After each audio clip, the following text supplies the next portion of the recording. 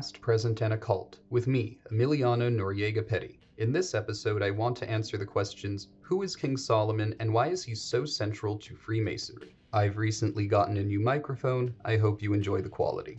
So who exactly is King Solomon? Well, in case the name wasn't an immediate giveaway, he was a king. Specifically, he was the king of the Kingdom of Israel. Now, some scholars agree that he existed, some disagree. Because of this and several other disagreements within the historical record, his rule of Israel could have started as early as the year 890 BCE or as late as the year 970 or so. Although there is quite a lot of debate on when he was king, the vast majority of scholars accept that King Solomon was indeed king of Israel. Now that we've established that, let's take a look at what each of the three big religions in that area thinks about him, starting with Judaism. The Jewish people teach that Solomon is the son of King David. One of the things that makes Solomon immediately significant by being David's son is that he's sort of the answer to his father's sinfulness. In case you're not aware, let me make a long story short. King David is out on his roof one night, and from his superior vantage point, he is able to look down and he notices that a woman is bathing. Apart from noticing that she's bathing, he happens to notice how extremely beautiful she is. And here's where the problem begins. This woman is Bathsheba. The problem with her is that she happens to be the wife of one of King David's best soldiers, Uriah. What makes this a real problem is that after sleeping with Bathsheba, he gets her pregnant, and to solve this problem, he instructs one of his generals, Joab, to place Uriah in a position within the upcoming battle where he will definitely be killed. King David's plan works, and after an appropriate period of mourning, Bathsheba moves into his house, becomes his wife, and bears him a son.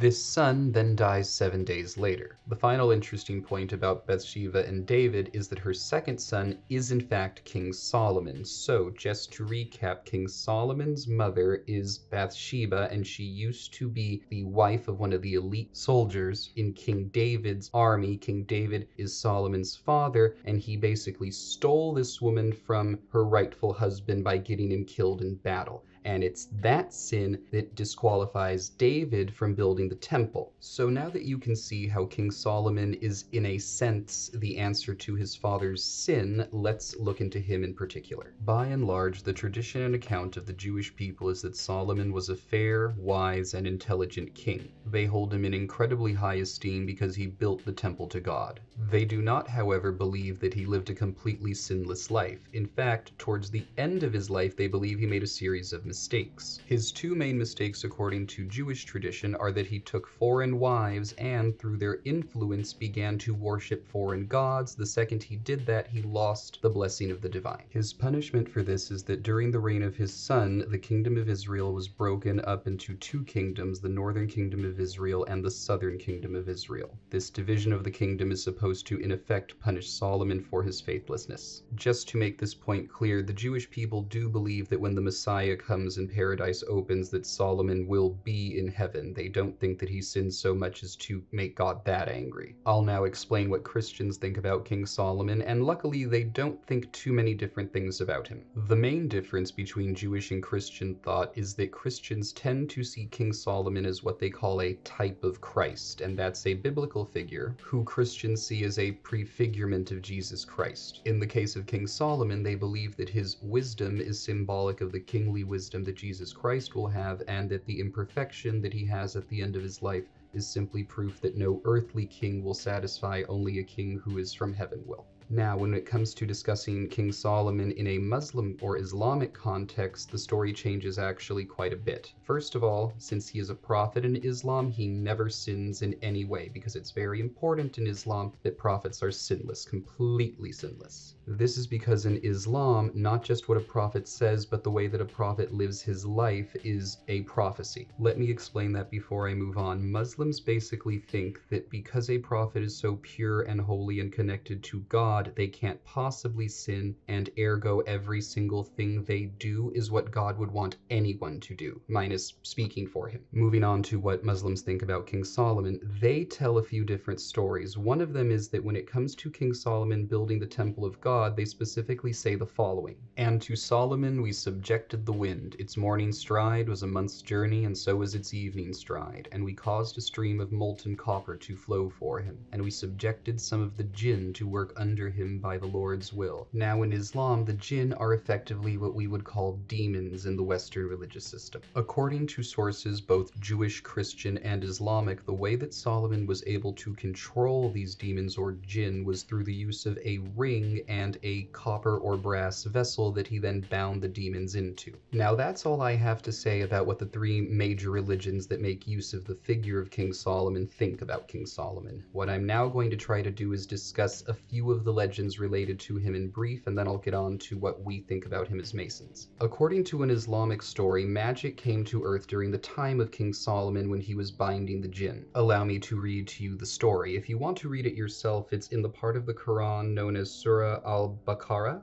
It's what you and I would call the second chapter of the book. Let me begin. They instead followed the magic promoted by the devils during the reign of Solomon. Never did Solomon disbelieve, rather the devils disbelieved. They taught people magic along with what had been revealed to the two angels, Harut and Marut in Babylon. The two angels never taught anyone without saying, "We are only a test for you, so do not abandon your faith." As further Islamic stories and legends go, these angels were allowed by God to teach magic to the world along with the jinn as a way of testing humanity, because he had already told humanity not to learn or practice magic. This type of spiritual test is common in Islam and Islamic stories. We get the legend of a genie in a bottle from which Disney made Aladdin from 1001 Arabian Nights. In this story, King Solomon binds a demon into a lamp and throws it into the sea, where it is later released by a foolish fisherman. Finally, there is the legend of King Solomon's throne that I would like to discuss before going into his Masonic significance, simply because of what it implies. According to this story, which can only be found in Jewish elaborations of the Book of Esther, King Solomon had a particular throne that was highly mechanical. Let me explain it to you. King Solomon's throne had 6 steps leading up to it, and this is how the whole thing really looked. On each of those steps, there were animals, all of them made of gold in the following order. On the first step was a lion opposite an ox. On the second, a wolf opposite a sheep. On the third, a tiger opposite a camel. On the fourth, an eagle opposite a peacock. On the fifth, a cat opposite a rooster. On the sixth, a sparrowhawk opposite to a dove. On the top of the throne was a dove holding a sparrowhawk in its claws, symbolizing the dominion of Israel. The throne is described in greater detail elsewhere, but I want to get to this part. By mechanical contrivance, the throne followed Solomon wherever he wished to go. Supposedly, by another mechanical trick, as people ascended the steps, each of the animals would move or bow in a particular way. Supposedly, once the king arrived at the 6th step, a number of mechanical devices would activate at the same time. One of them would put the king into his seat, and another one, mainly in the shape of a dove, would deliver a Torah scroll to him the moment he sat down. This throne is where Solomon would sit when he was heading the Sanhedrin. Now, what does King Solomon mean to us as Freemasons? Well, we are firstly told to look into any legend of him that we can find, because as Freemasons we are told that multiple traditions and religions have truth within them. So if you're listening to this and you are a Mason, try to imagine how the different stories and facts that I've just given to you affect your understanding and Masonic appreciation of King Solomon. Moving on. According to Masonic legend, King Solomon not only built the temple, he was also at the time of his life the Grand Master of our order. In some of our legends he is the first Grand Master, in other legends he is simply the most superior of them. All Freemasons meet in what we call lodges, and all of these lodges are symbolically the temple of King Solomon, especially when we do our degree work. This is not to say that during our regular meetings they are not still symbolically King Solomon's temple, it's just that I really want to draw people's attention to the fact that it's really important to keep in mind the setting of where the degree rituals take place. Both King Solomon and his temple symbolically represent man and his soul. We believe as Freemasons that King Solomon exemplified the four Masonic virtues, mainly temperance, fortitude, prudence, and justice. And of course, most importantly for the master of a lodge, wisdom and sound judgment. Since King Solomon is symbolically the master of the lodge, and the master of the lodge sits in the east, he is also symbolic of the dawn and the newness that that implies. Masters of a Masonic lodge are meant to bring vibrancy and life to their lodge, and that is what King Solomon brought to his people and kingdom.